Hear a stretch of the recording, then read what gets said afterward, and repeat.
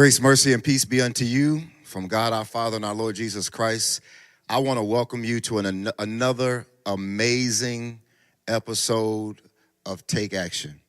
Now, I want you to not change the dial. Of course, I'm not Pastor Keion, but I am tremendously blessed to be able to address his audience and those who he brings leadership to.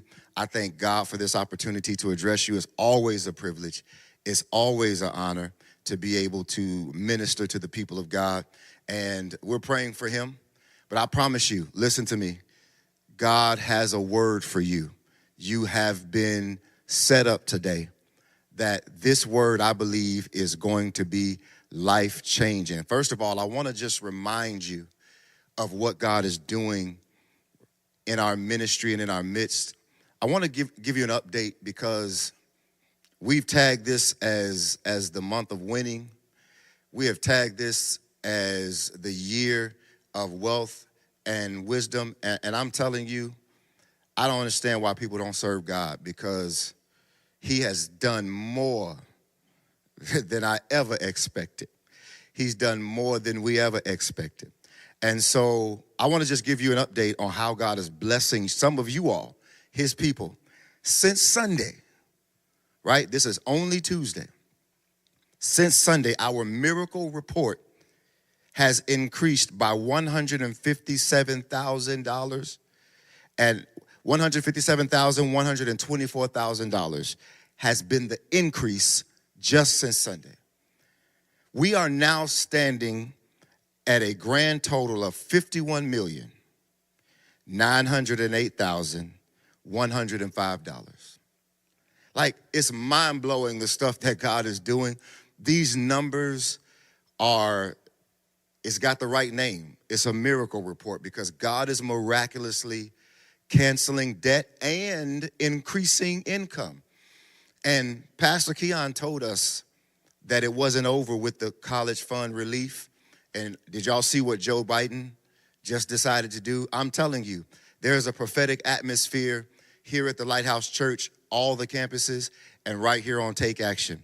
Listen, that's not it. In refunds and people, we're not just talking about money or debt being erased, but people receiving money. We are at $660,898.96. I don't know what else to tell you. Listen, I don't even want you to wait until I'm done teaching to start giving. If there is not enough for you to say, Lord, I need to sow into this, I don't know what will be. So I don't even want you to wait. I want you to start giving now. At the end of this, we'll give you a reminder, but I want you to just go ahead because you've heard the goodness of the Lord. You've seen what God is doing, and you know what kind of ground this is. I want to tell you that in this month of winning, God is so good. Before I even knew that I was going to need to be on this platform, I was meditating, and the Lord gave me this word. He kept talking to me about time. He kept talking to me about time. And so there is a word that I want to share with you in this winning season that I believe is in your heart and that God has shared with me even before I knew I would be talking to you. Here's what I want to talk about tonight. It's a question that I believe many of you have. It's, when will I win? Right? W-H-E-N, when will I W-I-N? Some of you are wondering, when is it going to be my turn? When is it going to be my time? And so when we task this as winning, the month of winning, and we say this is the year of wealth and wisdom, can I just be honest? Because I want you to be honest with me, and we're in the chat. I want y'all to like. I want y'all to share, please. I need many of you to share this because this is about to be powerful. Trust me. And I feel it brewing. I feel the anointing already. You're asking yourself this question, and when we tag these seasons, you find it hard. You get excited, but it's shallow. You clap, you give God praise, but in your heart of hearts, for many of you, it's hard because you just don't believe that God's going to do it for you, and you just don't see how it's going to work out. And so I want to share a word with you that I've never shared before. God started speaking to me on Saturday about this word. I come to church Sunday, and pastor is preaching something similar. Some of the things will be similar. You'll see the connections. And it was just God just kind of confirming his word because he knew we would be here together on this platform today. And so I want you to focus in because God's got something that he's about to give you that is life-changing. Share this with somebody. Like it, love it. Give me the fire emojis as we're teaching today. The clapping hands. I need the energy around this because it's about to be life-changing. The most pertinent question when you're going through anything, because when you're talking about it being your winning season, and you're talking about it being a year of wealth and wisdom, you got to know, the Bible says, for I reckon that the suffering of this present time is not worthy to be compared to the glory that shall be, right? What the Bible teaches us is that seasons of winning and seasons of wealth and wisdom are preceded by seasons of suffering. Are y'all with me? So the pertinent question when you're going through tough seasons is, I'm waiting on God, and I know I'm waiting on what he promised me, and I'm going through this tough season, and I'm just waiting on him. And I believe in what he promised me. I'm trying to believe what I saw. But the most pertinent question that is asked is, when, Lord? Like, I'm trying to believe that you're going to do what you said you would do. I'm trying to trust that it's going to work the way you said it would work, but when will it happen? When will it happen? I know that the issue with many of us is the timing of God, because it is so hard sometimes to just wait on God. And so I got some things that are going to be life-changing. If you could just stick with me for maybe the next 20 to 30 minutes, just somewhere in that time frame, I'm going to try to do my best to let this word change your life. Let's go real quick to the book of Ecclesiastes real quickly. Go there quickly. It probably is showing up on the screen. I want you to understand this. If you're asking God when it's going to happen, when am I going to win? I need you to understand this first thing. To everything, there is a season and a time. Now hear me, because we read the Bible too quick sometimes. The Bible is very purposeful. It says there is a season and a time for everything. It separates the two for a reason, because the word time in the original Hebrew, it suggests an event or an occasion, which means you can be in the season for something, but still waiting on the time for something. I need you to hear me. And I'm getting way too excited. But the seasons change, and I can sense the season. And sometimes the frustration is that I know that I'm in the season, but it's not yet the time for it. And I want you to be encouraged tonight. Very early, I want to start with the encouragement and mingle the encouragement in with the teaching, because you can't be frustrated because you feel the season changing, but it has not come to your time yet. If you're in the season and it's supposed to happen in summer, when you feel summer coming, you ought to get excited, because you know that must mean the time is drawing near. And we're going to make it make sense in just a minute. And so some of you are frustrated because you sense the season, but you have not come yet to the time. And your win, your miracle is coming. It's just got to be the right time. This word time is an interesting word, and there are just two real quick that I want to share with you that we kind of bounce back and forth with. One of them is the word chronos. That's the Hebrew word for time. One of the Hebrew words for time. It means chronological. Is where we get our word chronological order from. It means I have to wait my turn. It means 2 comes after 1. It means 3 comes after 2. It means 4 comes after 3. I have to wait in order. But then there's the word kairos that suggests due season. That when the season comes and God determines that it is my time, that is when it's going to turn around for me. that you must understand that God has fashioned a particular time for you to win and a particular time for this miraculous thing that you are believing for, that he has promised you to come to pass. That it is literally sitting in an epoch or a dispensation or a time frame waiting to be released to you. You must understand time if you're going to walk in faith, because God is a God of time. He is very much a God who will do things in his time, in so much that we do know certain things can expedite time. That's not what I want to talk to you about tonight, but we do know that Jesus told his mother, it's not my time, but because of her faith, and she told them gave them some instructions, and because they did it, he went on ahead and worked a miracle, even though he said it wasn't his time. That's for another take action. That's for another message, another lesson at another time. But I need you to understand that because you're in the season and it hasn't quite come to the time yet, you can't be frustrated. What does Revelation 22:13 say? That God is speaking and he says, I am Alpha, hear me, and Omega, the beginning and the end, the first and the last. Listen to what he says. We skip through. We love to talk about the Alpha, the Omega, the beginning, and the end. The two most important words that he uses is the I am.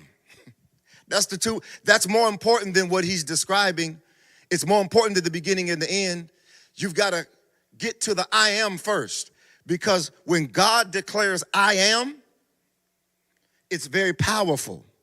Remember, he told Moses, and Moses says, hey, when I go to Pharaoh, who should I say sent me? God told Moses, he said, just tell them, I am that I am. Tell them I am has sent you. Now, in the Hebrew, that means, and I just want to use that because I want to give you more context of what God is really saying when he says I am. It is, in the Hebrew, it is Ayah, Asher, Ayah. It means I will be that I will be. In other words, I transform. I'm whatever you need me to be. So when he says I am, he's literally saying I am the essence of that thing. If I am Alpha and Omega, if I am it, I can't be limited by it. God is not limited by time. You got to understand how he works. So while we're worried about time and we're concerned about time, because many of you are past what plans you had, you're older than you said you wanted to be. When you wanted to be married, you thought by now you'd be a millionaire. You thought by now this would have worked, this, that, and the other. There's an old adage that says God laughs at our plans. But Abraham teaches us that you're never too old for God to work what he wants to work in your life. You need to understand God and timing. God is not nervous about time. He holds time in his hand. He said, I literally am the beginning and the end. I am it. It's who I am, right? So I can't be limited by what I am. I can't be limited by time because I created time. And there's never a time where the creator is limited by what he created. Y'all hearing me? So give God more credit than to be nervous about time. When am I going to win? When will this miracle come? It's going to come in the timing of God. But it gets more interesting. Understand, when he says, I am the Alpha and Omega, I want you to understand how God works. See, for us, we work from beginning to end, which is why we get nervous about time. We have to read books cognitively from beginning to end to understand them. We walk forward. A lot of what we do goes from beginning to end. But God doesn't do things that way. God goes to the end first. And he works out the end first. And then he comes back to the beginning. He has you to be born, has your mother meet your dad.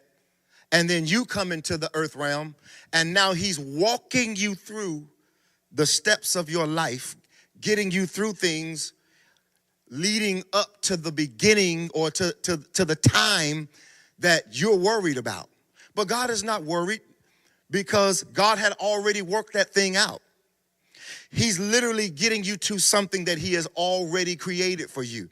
He is not reactive as it relates to what you're going through. This is why God does not panic when we're going through anything. This is why God does not panic when you make mistakes, because he already has it set for you the way it's supposed to work out.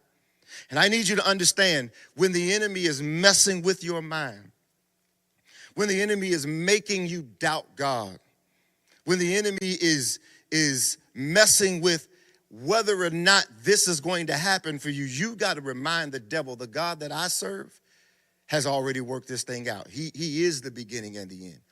He has already fashioned my days. He's already worked out how it's going to work out. So your WIN, and you're wondering when it's going to happen, when will I win? When will my season come? When will this miracle happen for me? There is a time fashioned for it.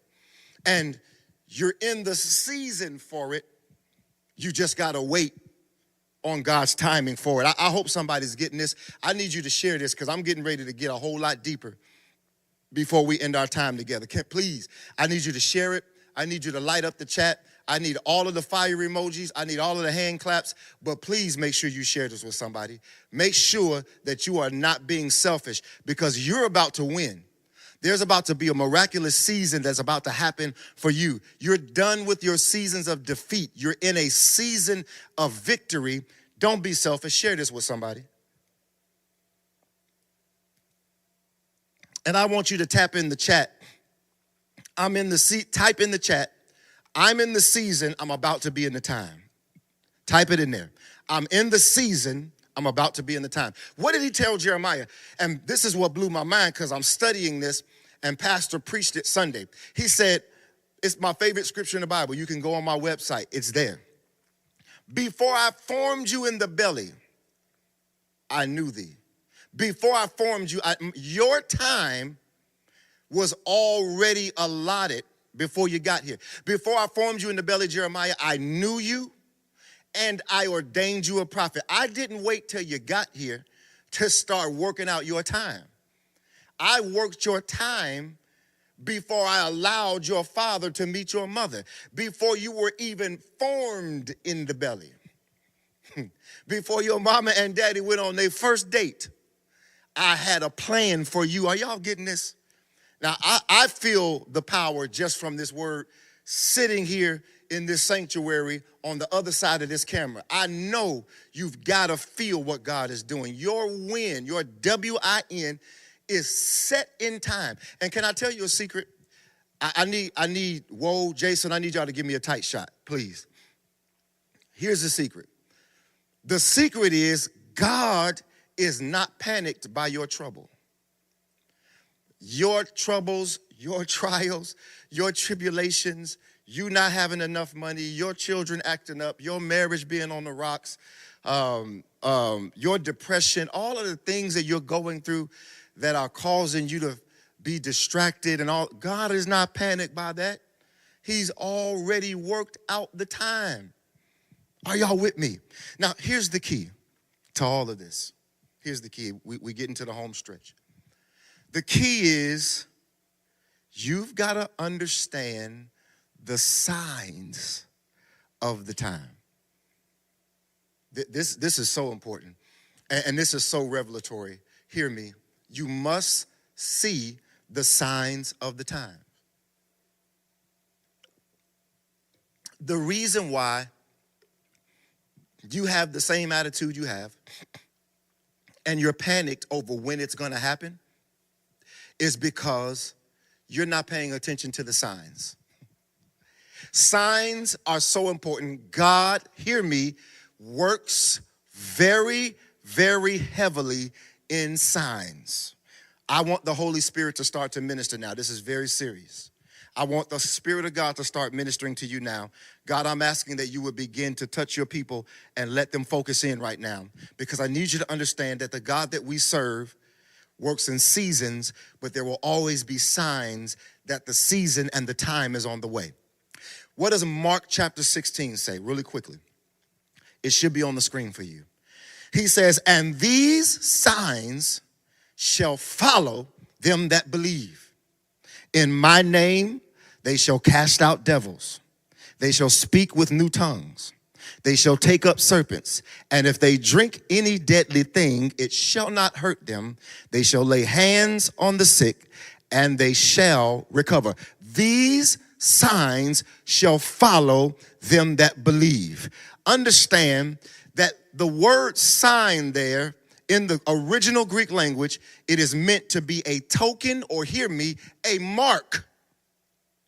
In other words, it marks that something else is coming. So we think that the miracles are the fact that we're casting out devils, or the fact that we are speaking in new tongues, or the fact that because you can drink a deadly thing, it's not going to harm you. But what God is teaching us is that miracles are distinctly separate and a little different than signs. Signs are indicators that miracles are coming, that your season is coming. If I am looking to go shopping and I'm looking for a store, I'm looking for the sign that's going to mark where the store is. Now, if I'm actually trying to go shopping, who's going to stop and see the sign and then stop and say, oh, okay, there it is, I'm good? No, the sign is just an indicator that the real thing I'm looking for is through those doors. The real thing is beyond the sign. The sign just marks that I'm close, or I have arrived, and I'm getting ready to be in what I've been expecting to be in. God says, I'm giving you signs to let you know that this is the mark that your season and your time is here. And the problem is that we are not paying attention to the signs. You're still down and depressed because you've not seen the sign. You would be praising God. You would be walking in faith. You would change certain things if you saw the sign. God says, I've given you the mark that something is changing in your life, and we're ignoring it. We don't know. We're still moving the same way. What does Matthew chapter 16 say? Real quick. I just want you to know that God moves in signs very heavily. You can't ignore the signs. The Pharisees, verse 1, Matthew 16:1, the Pharisees also with the Sadducees came and tempting Jesus, that's important, desired him that he would show them a sign from heaven.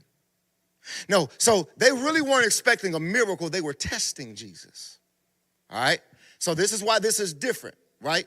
He answered and said unto them, when it's evening, you say it'll be fair weather, for the sky is red, and in the morning it will be foul weather today, for the sky is red and lowering. O ye hypocrites, you can discern the face of the sky. Listen.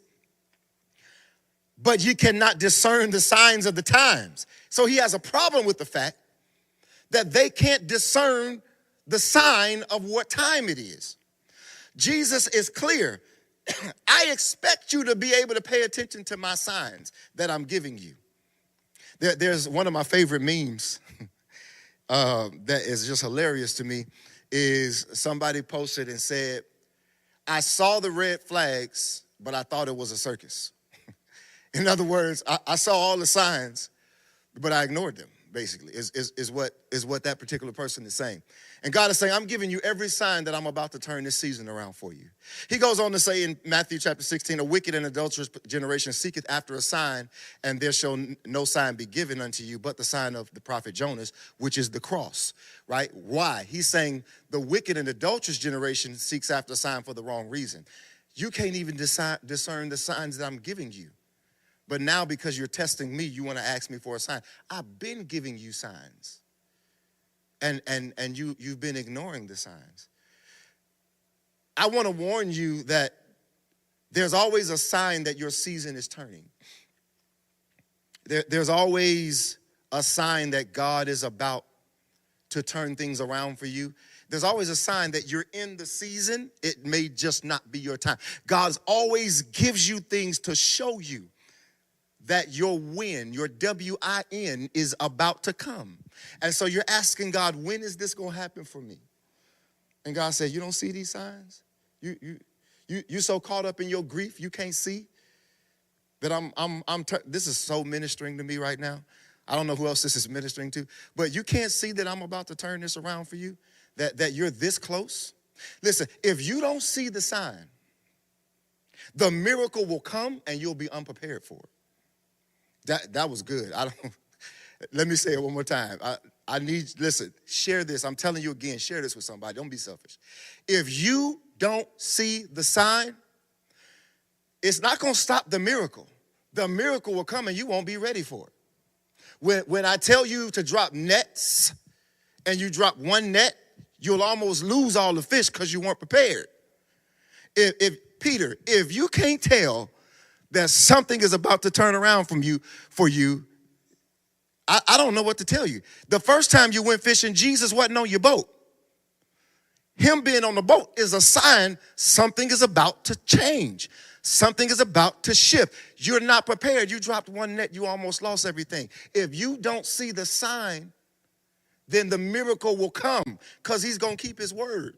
But you won't be prepared. Listen, this is what this means. It means get ready. You got to get ready for the win. You got to get ready for the miracle because it's coming. You got to be ready. Can I tell you that Mary and Elizabeth both got miracles? So Mary got her miracle first. By the time Elizabeth got her miracle first. By the time Mary got hers, Elizabeth was already about 6 months. Mary was just a fetus. But Mary was having trouble believing the miracle. Because, Lord, how? Which, by the way, brings me to wonder. Because miracles, signs, and wonders. And they all have little distinctions about them that is another teaching for another day. But Mary is experiencing a miracle and a wonder. Because, Lord, how?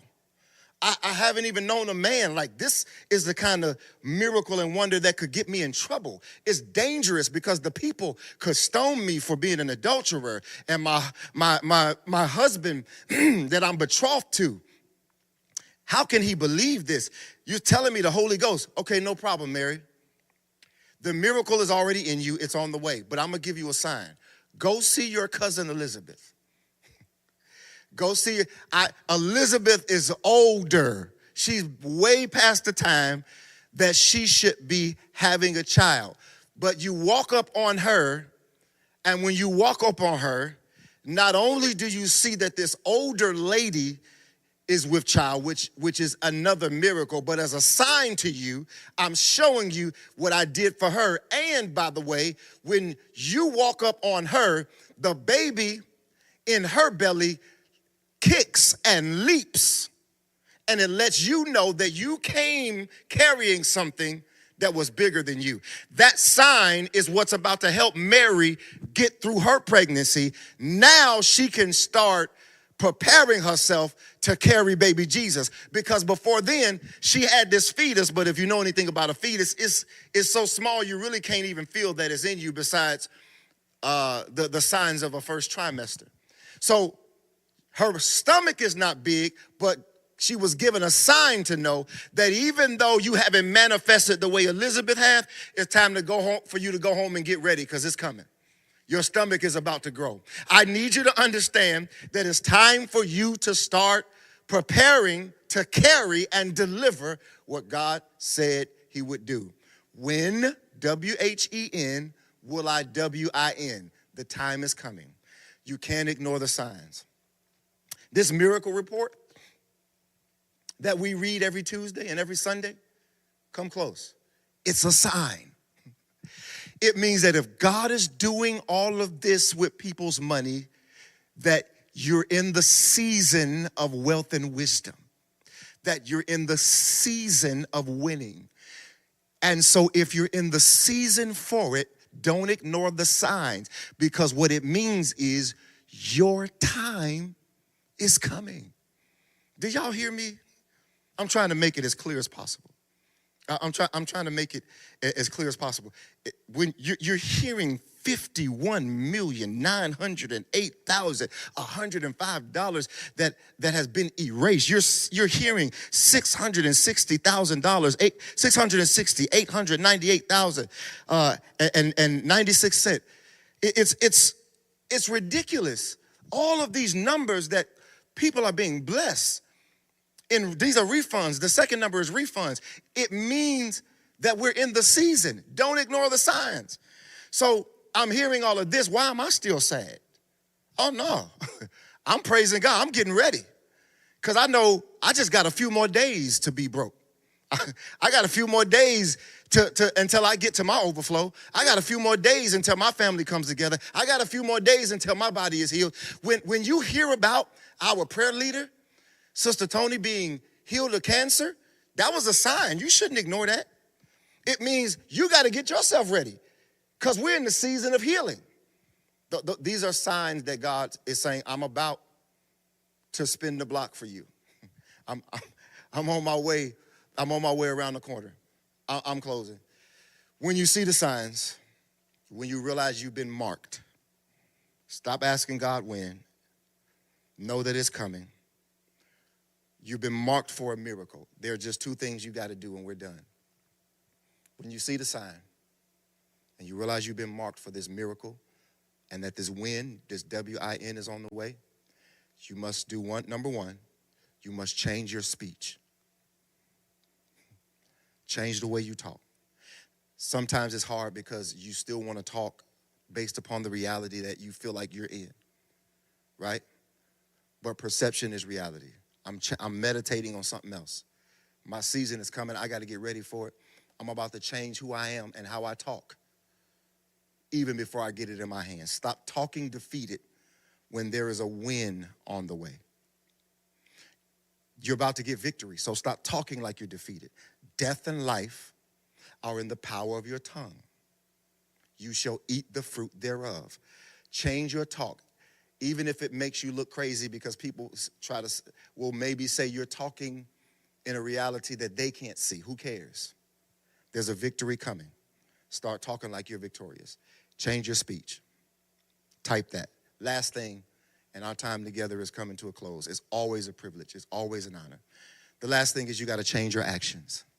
You got to already act like you're in victory before you feel like you have the victory.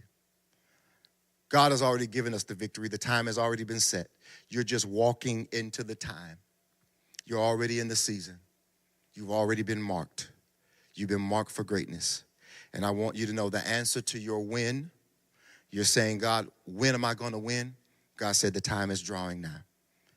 I'm praying for each and every one of you who are watching this tonight. And I'm going to say it one more time. Don't be selfish. Mothers, share this with your kids. Share this with your spouses. Share this with the people on your job. Share this with your aunts, your uncles, the people that go to your church. Whatever city, whatever state, whatever country, whatever continent you're on right now watching this, share this. I'm telling you, this is going to be the thing that is about to cause a chain reaction of victory to break loose. Pastor Keion has already declared this as the month of winning, and this is the year of wealth and wisdom. And you're there. Listen, I want you to get your hearts and minds, if you haven't been doing it already, this is the time. Don't wait. Don't act right now. Don't be reactive. I need you to be proactive. What you're about to give, what you're about to sow right now, hear me very well. It needs to represent not where you are, but it needs to represent where you're going. It needs to represent the victory that you know is on its way.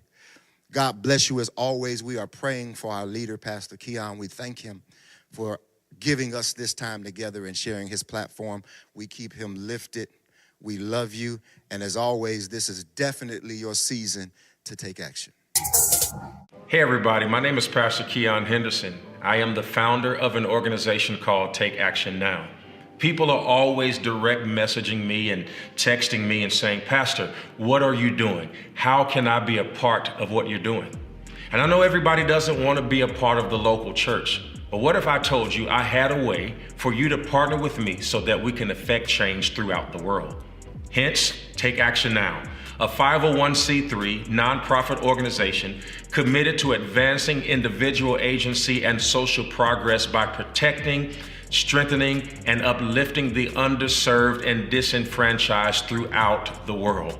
We're doing humanitarian things, teaching entrepreneurism, teaching home ownership, and institutional inequities, cultural deficits. We have our ear to the ground, and we need your help to make a difference.